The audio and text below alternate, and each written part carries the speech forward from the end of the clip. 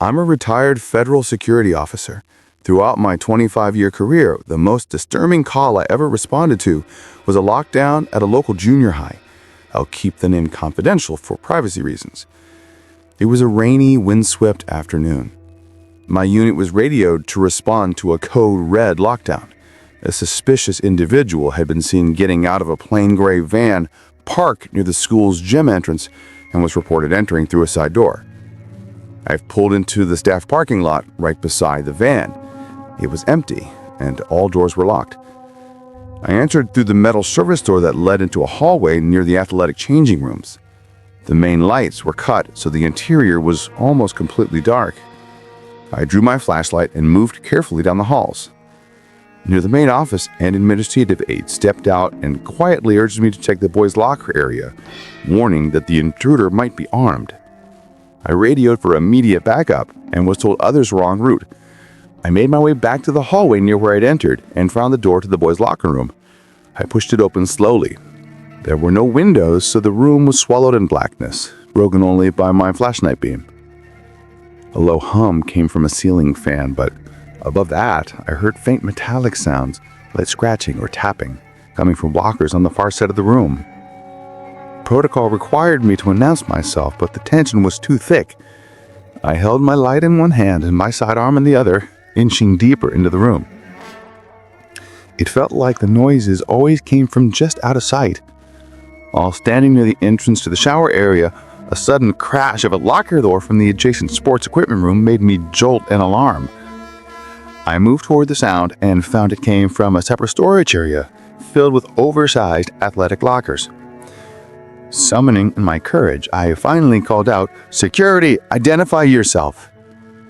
A moment of silence passed. Then a muffled voice cried, "Help me!" A boy was pounding from inside one of the large lockers.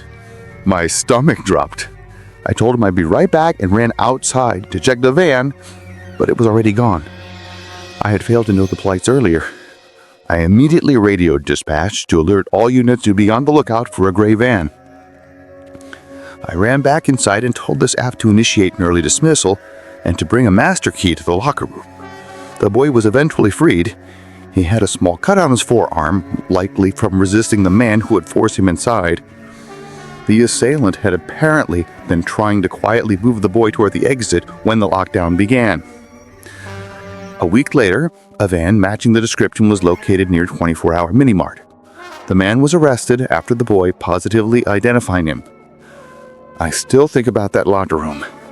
The darkness, the quiet, and the sound of that young voice pleading for help. I was staying at a chain hotel in Pennsylvania while visiting a university I was considering for grad school. My family couldn't join me, so I was traveling alone.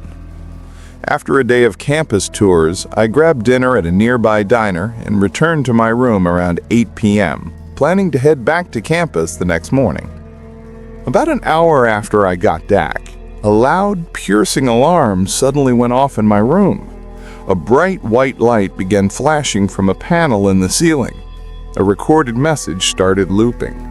"Attention all guests. Please remain in your rooms. This is a security lockdown." I'd never heard of a hotel having a lockdown protocol, let alone room-specific alarms. It felt more strange than scary at first. Eventually, the alarm sound stopped, but the light kept flashing every 20 seconds, and the message repeated. It was only around 9:30 p.m., so I turned on the TV for background noise while I got ready for bed. After brushing my teeth and changing, I turned off the lights and got under the covers. I watched TV for about 30 minutes before turning it off. That blinding white light was still flashing every few seconds. There was no way I'd sleep like that. I was just about to call the front desk to ask how long this would last when the room phone rang. It was the front desk. I expected an apology or an update on the alarm. Instead, the clerk's voice was tense and urgent. "Please stay calm. Listen carefully. You need to exit your room immediately." Confused, I asked what was going on. Her next words turned my blood cold. "There is someone inside your room with you. Get out, now." I dropped the phone. My first instinct wasn't fear, it was disbelief. I scanned the room. Under the bed, nothing. The bathroom, empty. Then my eyes landed on the closet. It was one of those sliding wooden doors. It was open just a crack. And through that narrow opening, I saw a single eye staring directly back at me. For a second, my brain refused to process it. Then, the door slid quietly shut. That's when I ran. I didn't grab my phone or my keys. I just yanked the door open and sprinted into the hallway. Later, hotel security showed me footage from about an hour earlier. A man had been wandering the halls, checking doors. He'd used a cloned keycard to enter my room. I stood there as police escorted him out in handcuffs. He was average height, with unkempt hair, and as he passed, he looked right at me. A cold, knowing glance that said he'd been watching far longer than I ever realized. I was 16 in my junior year of high school. I had a packed schedule with 9 periods in a school day. 5th period was lunch, and right after that was my favorite class, physics. My physics class was held in one of the 2 basement classrooms. My high school was massive, with 3 floors, and even that wasn't enough space for all the classes, so they built 2 rooms in the basement. It was pretty creepy down there when it was empty. It used to be an old storage area, but it was renovated to look like a normal hallway. The biggest issue was that there were no PA speakers down there. Because of that, no classes were scheduled for first period when the morning announcements happened. Everyone called this secluded spot the vault. Everyone wanted a class down there because it was always air-conditioned, the teachers were more relaxed, and it had a private bathroom. We had a quiz in physics that day. I was usually one of the first to finish because the subject came easily to me. After I was done, I texted my friend Sam, who was in the other basement classroom, to meet me in the bathroom because I was bored. He texted back, "On my way." I walked out of class and down the short hall to the bathroom. A minute later, the door opened and Sam walked in. We were just joking around when Sam checked his phone and said someone had just texted him that the school was going into a lockdown. We looked at each other with the same excited grin. Neither of our teachers had seen us leave. We were off the radar. We decided to sneak upstairs and see what was happening. The worst case scenario was we just explained that we couldn't hear the announcements in the vault. When we pushed open the basement door to the main floor, we were shocked to find all the lights had been turned off. The hallways were almost pitch black, only lit by the emergency exit signs. This was serious. During normal lockdowns, the lights were usually left on. Something was wrong, and we suddenly didn't feel so brave anymore. Sam took a few steps into the hallway and I followed. He squinted down the dark corridor and said, "Who is that?" I looked and saw a man emerging from the shadows. At first we thought he might be a teacher, but as he got closer we could see he wasn't dressed like any staff member we knew. He was wearing dirty, ragged clothes. "Let's go now," I whispered to Sam, and we hurried back toward the basement stairs. He had definitely seen us.